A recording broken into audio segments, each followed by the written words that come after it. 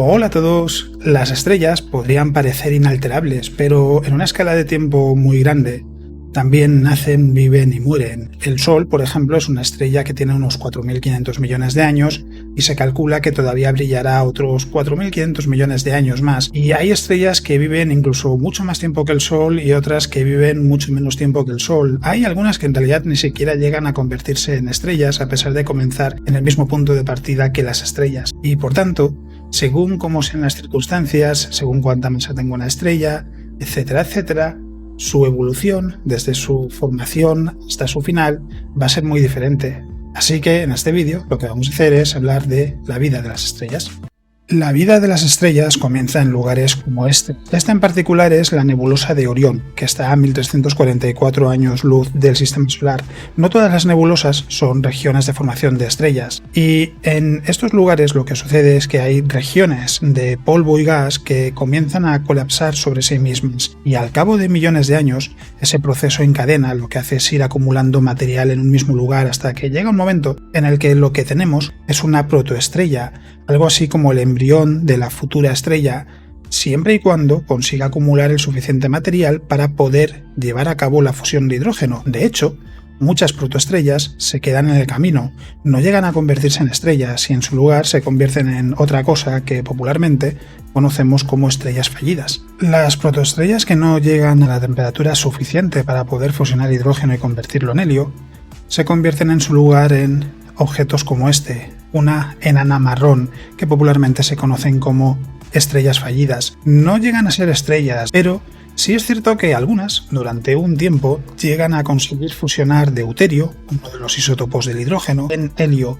y llegan a brillar muy tenuemente en infrarrojo, son muchísimo más tenues que cualquier estrella que se pudiese observar, y de todos modos es algo que solo pueden llevar a cabo durante unos pocos millones de años como mucho. Esto no impide, sin embargo, que en teoría pueda haber planetas durante un tiempo en la zona habitable de una enana marrón. En cualquier caso, hay que tener presente también que hay una leyenda urbana muy extendida que dice que Júpiter es una estrella fallida, y a decir verdad se puede interpretar de dos formas. Por un lado, podríamos decir que es una estrella fallida en cuanto a que tiene los mismos elementos que el Sol. Por otro lado, sin embargo, una de esas versiones dice que a Júpiter le faltó poca masa para convertirse en una estrella y que por tanto es una estrella fallida. La realidad es más bien diferente porque ni siquiera se acercó a ser una enana marrón. Júpiter necesitaría 13 veces su masa para ser un enano marrón y aproximadamente 70 veces su masa para convertirse en una estrella. Por tanto, no es del todo correcto decir que Júpiter es una estrella fallida. El Sol es la única estrella que tenemos en el sistema solar y las cosas tendrían que haber sido muy diferentes para que Júpiter se hubiese podido convertir en una estrella. Pero vamos a volver a la protoestrella y vamos a regresar al paso anterior, pero esta vez para hablar de las que sí consiguen acumular suficiente material como para desencadenar la fusión de hidrógeno. Para ello, la protoestrella tiene que seguir acumulando material y con el paso de los millones de años llegará a ser capaz de convertir hidrógeno. Seguramente a su alrededor también tendrá un disco de material como el que se puede observar en este concepto artístico. Y es ahí donde se formará el futuro sistema planetario de esa estrella. Dicho de otra manera, el Sol, en su formación, también tuvo a su alrededor un disco protoplanetario, y de ahí, de ese disco que giraba alrededor de la estrella, se formó todo lo que podemos observar hoy en día en el sistema solar. Las estrellas no nacen solas, en una misma nebulosa pueden nacer multitud de estrellas y otras lo harán más o menos a la vez que el Sol, por ejemplo. Eso lo que implica es que durante un tiempo formará parte de un cúmulo abierto. Este es el cúmulo de las Pléyades, seguramente el más conocido. Y esas estrellas en realidad solo permanecen unidas durante un tiempo como parte de ese cúmulo abierto porque llega un momento en el que se terminan dispersando y cada estrella sigue su propio camino. El Sol probablemente formó parte de un cúmulo abierto y eso quiere decir que en otros lugares de la galaxia hay otras estrellas que se formaron en la misma nebulosa en la que lo hizo el Sol. Son las estrellas que se considerarían hermanas del Sol. De momento no se ha identificado ninguna con el 100% de certeza, pero se han encontrado varias que por su composición y edad hace pensar que pudieron formarse en el mismo lugar que el Sol, y sería muy útil porque encontrarlas ayudaría a entender cómo fue el entorno en el que se formó nuestra estrella. Una vez que la protoestrella comienza a fusionar hidrógeno, ya entra en la fase de estrella y entra en lo que se conoce como la secuencia principal. Es la fase más estable de la vida de una estrella y también la más larga. Lo que hace en ella es simplemente todo ese hidrógeno que ha ido acumulando lo convierte en helio.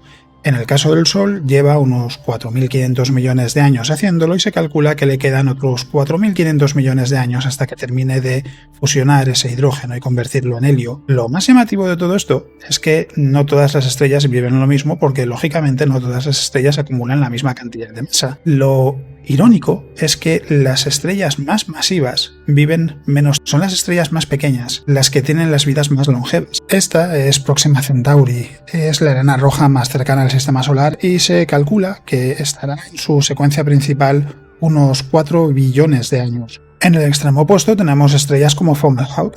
Es mucho más masiva que el Sol, se calcula que vivirá unos 1.000 millones de años, tiene entre 100 y 300 millones de años, es la estimación que se suele hacer, y a pesar de que tiene una vida mucho más corta que la del Sol, hay estrellas más masivas que Fomalhaut que vivirán incluso menos. Hay estrellas que apenas viven unas pocas decenas de millones de años y en comparación a la vida del Sol o a la vida de una enana roja como Próxima Centauri es un suspiro. Es verdad que es mucho en comparación a una vida humana, pero en la escala del universo es una vida muy breve. Sin importar cuál sea su masa, todas las estrellas en su secuencia principal lo que hacen es convertir el hidrógeno en helio, pero lógicamente la cantidad de hidrógeno disponible es finita.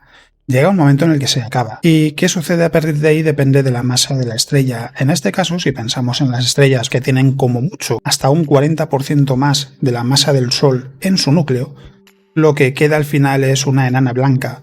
Tras terminar la fusión de hidrógeno, pasa por una etapa conocida como gigante roja y se convierte con el paso del tiempo en una enana blanca cuando la estrella ya no es capaz de realizar ninguna fusión de elementos. Hay que decir que las enanas rojas en realidad no pasan por la fase de gigante roja. Se ha planteado que quizás pasen por algo conocido como fase de enana azul y después se conviertan en enanas blancas. Pero en este caso lo que nos interesa es que por un lado, en el caso de estrellas tan masivas como el Sol o algo más masivas que el Sol, lo que queda al final, el cadáver final, es una enana blanca, que es algo de lo que ya hablé. En el caso de estrellas más masivas, sin embargo, quedan otros cadáveres estelares. Y este gráfico de aquí lo que muestra es una especie de cebolla. Son diferentes elementos que una estrella puede fusionar a lo largo de esa etapa final.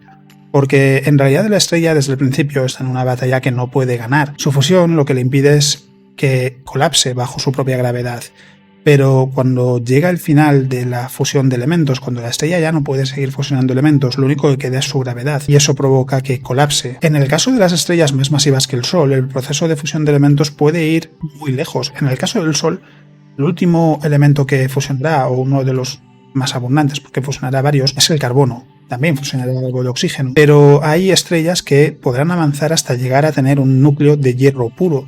La fusión termina ahí, no porque sea imposible fusionar otros elementos, sino porque hace falta más energía de la que producen. Dicho de otro modo, lo único que sucedería si fuese así es que la estrella aceleraría su muerte y haría que fuese todavía más rápida. Cada una de estas etapas es más breve que la anterior. Al final, lo que pasa es que en el caso de las estrellas que son más masivas que el Sol, se produce un final explosivo.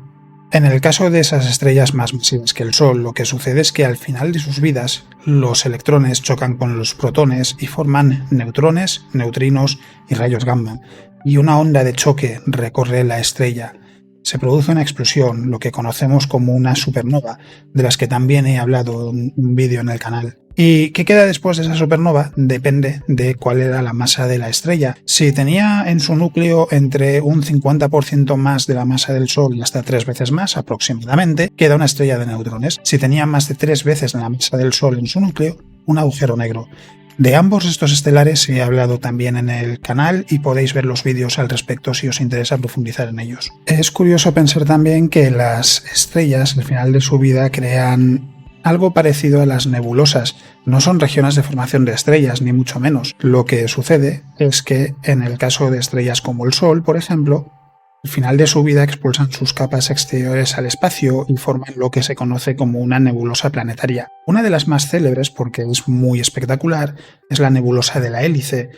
La que producirá el Sol al final de su vida será mucho más simple, será una especie de burbuja alrededor del Sol, pero en algunos casos se han visto nebulosas planetarias realmente complejas, que son el producto de la interacción de una o varias estrellas también con su entorno o por sus propias características, aunque hay que decir que la mayoría de las nebulosas planetarias no son tan espectaculares como la nebulosa de la Hélice. En el caso de las supernovas, también nos encontramos con algo parecido a una nebulosa, pero es muy diferente. Se las conoce como remanentes de supernovas. Esta es la popular nebulosa del Cangrejo. Es en realidad un remanente de supernova que se produjo en el año 1054, y a diferencia de las nebulosas planetarias, un remanente de supernova lo que nos muestra es en realidad las tripas de la estrella, de aquella vieja estrella que explotó en forma de supernova. Sus elementos se esparcen por la galaxia, igual que pasa con las capas exteriores de estrellas menos masivas. Y en realidad puede parecer algo trágico porque es el final de la estrella.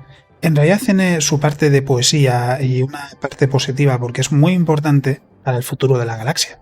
Es importante para la galaxia porque esos elementos se esparcen y se pueden incorporar a las estrellas que se forman después y a sus sistemas planetarios. Dicho de otra manera, el Sol y el sistema solar contienen elementos que fueron formados por estrellas que vivieron hace miles de millones de años, y eso lo que permite es que pueda haber vida en la Tierra.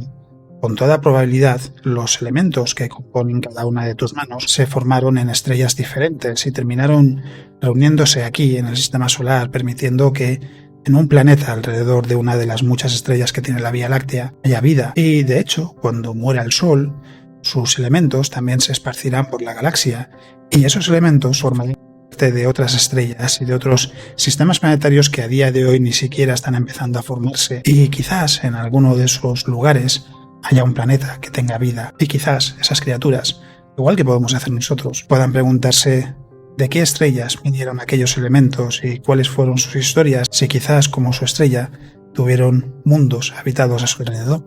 Así que ahora ya sabéis cómo es la vida de las estrellas desde su inicio hasta su final, por qué es algo importante para la galaxia, y también cómo en una escala de tiempo mucho más grande que la de un ser humano, incluso las estrellas nacen, viven y mueren. Además de esto, en el podcast de ayer estuve hablando del desafío de encontrar vida extraterrestre, de por qué es tan difícil encontrar vida extraterrestre y por qué, aunque llevemos décadas buscando esa posibilidad de que haya vida más allá del sistema solar, el no haber encontrado nada no quiere decir que no exista. Hay muchos factores que hay que tener en cuenta y no tienen que ver únicamente con cómo se busca esa vida, sino también con nosotros mismos.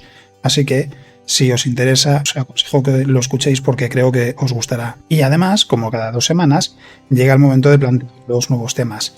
En esta ocasión os traigo, por un lado, la posibilidad de que haya un 9º planeta en el sistema solar, algo que a día de hoy se le conoce únicamente como el planeta 9, que estaría mucho más allá de la órbita de Plutón, y que si existiese pues sería interesante porque encajaría en un tipo de planeta que es común en otros lugares pero no en el sistema solar. Y por otro lado, hablar de los agujeros de gusano, que son seguramente uno de los recursos más populares de la ciencia ficción y que en realidad son también muy interesantes porque están muy bien sentados en la física y en el mundo que conocemos. Así que la decisión es vuestra. Por un lado, la existencia del planeta 9, por otro, los agujeros de gusano. Lo que sea más votado será el vídeo de la próxima semana y lo que no, pues el vídeo de dentro de 2 semanas.